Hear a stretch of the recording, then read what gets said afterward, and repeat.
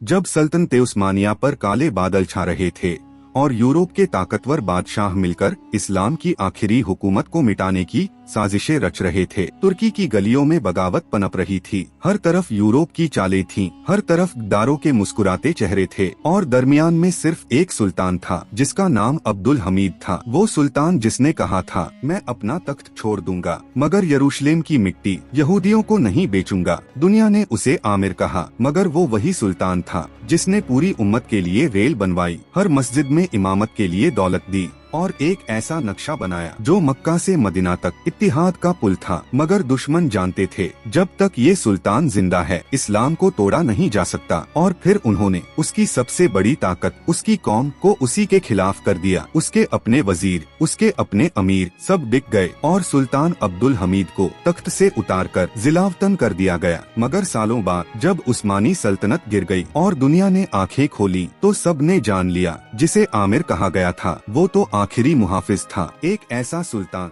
जो नमाज के बाद नक्शे पर झुककर उम्मत की हिफाजत की दुआ करता था। सुल्तान अब्दुल हमीद चले गए मगर उनके आखिरी लफ्ज रह गए, मैं हारा नहीं, मैंने उम्मत के लिए खुद को कुर्बान कर दिया। और इस तरह ये आखिरी मुहाफिज भी इस दुनिया से रुखसत हो गया मगर उसकी रूह आज भी हर मुअज्जिन की आवाज में गूंजती है। इस आखिरी मुहाफिज के बारे में आपकी क्या राय है? कमेंट में जरूर बताइए।